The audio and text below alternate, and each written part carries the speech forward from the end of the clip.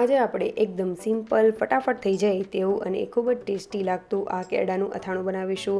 આ અથાણું 0% તેલથી બને છે અને ગુણોથી ભરપૂર હોય છે કેરડા।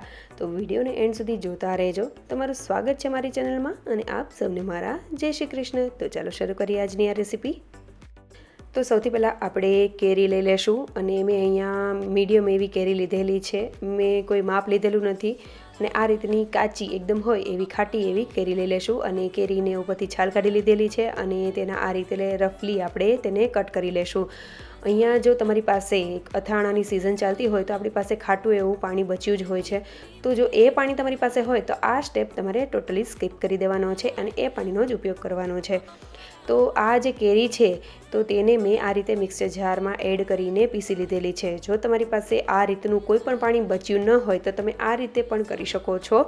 તો કેરીને એકદમ ફાઇન એવી પીસી લીધેલી છે, તમે જોઈ શકો છો એકદમ સરસ એવી થઈ ગઈ છે। હવે આ જે કેરી છે તેને સાઈડમાં રાખી દેશું અને આપણે કેરડાને લઈ લેશું।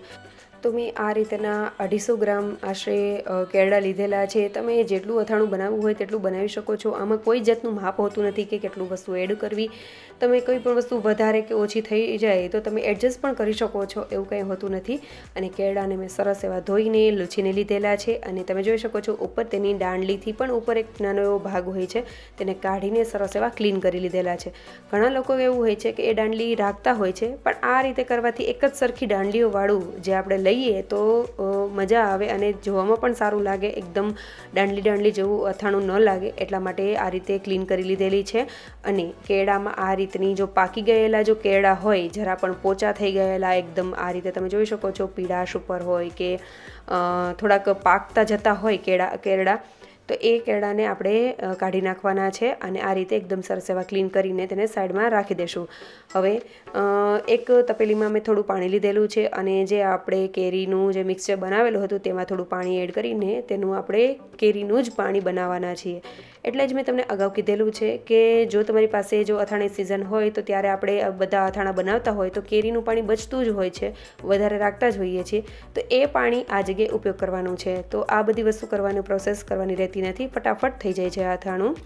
તો હવે 1 ચમચી જેટલું આપણે હળદર પાવડર અને 3 ચમચી જેટલું મેં મીઠું એડ કરેલું છે। અહીંયા મીઠું જો થોડું ઓછું પડે તો એડ કરી દેવું અને બધી વસ્તુ સરસ એવી મિક્સ કરી લેશું। અને પાણી પણ જો ઘટે તો તમે ફરીથી તેમાં થોડું એડ કરીને એડજસ્ટ કરી શકો છો। કેળા સરસ એવા ડૂબી જાય એ રીતે કરવાનું હોય છે। તો હવે આ કેળાને આપણે સૌથી પહેલાં કાચની બરણી લઈ લેશું સ્ટોર કરવા માટે અને કેળાને બધાને તેમાં એડ કરી દેશું।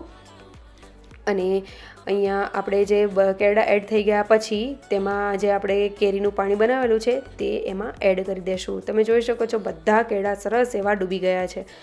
એનાથી એવું થાય કે કેરડા જે છે તે થોડા કડવાશ ઉપર હોય છે, તો જેમ જેમ આ ખાટું પાણી ચડતું જાય તેમ તેની કડવાશ ઓછી થતી જાય છે અને આ રીતે તે ડૂબી જાય એ રીતનું જ પાણી આપણે ભરવાનું છે। તો તમે જોઈ શકો છો પાણીમાં સરસ એવા ડૂબી ગયા છે એટલે ફટાફટ તેનું પ્રોસેસ ચાલુ થઈ જશે।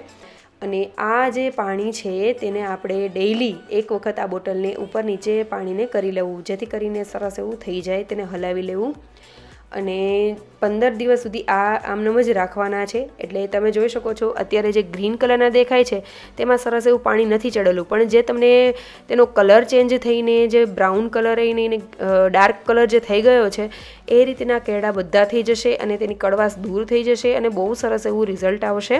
અને 15 દિવસ પછી એ પાણીને ચેન્જ કરીને બીજું કેરીનું પાણી તેમાં એડ કરી દેવાનું અને પછી આખા વર્ષ માટે તમે તેને રાખીને સ્ટોર કરી શકો છો।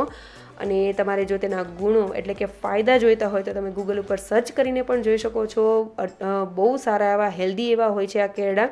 અને આ જે કેરડા છે તે અથાણું એકદમ સરસ એવું થઈ જાય, મતલબ કે તમે જોઈ શકો છો ગ્રીન કલરમાંથી તેનો કલર ચેન્જ થઈ ગયો છે અને એકદમ સરસ એવા થઈ જાય પછી તેને બોરાવાળા એટલે કે રાઈના પૂરિયાને એ બધું એડ કરીને પણ કરવા હોય તો પણ તમે કરી શકો છો, પણ એક વખત આ પ્રોસેસ થઈ જાય પછી કરવા બહુ સરસ એવા લાગે છે। તો જરૂરથી વિડીયો સારો લાગ્યો હોય તો લાઇક, શેર અને સબસ્ક્રાઈબ કરજો અને કમેન્ટ કરવાનું ભૂલતા નહીં। Thank you for watching.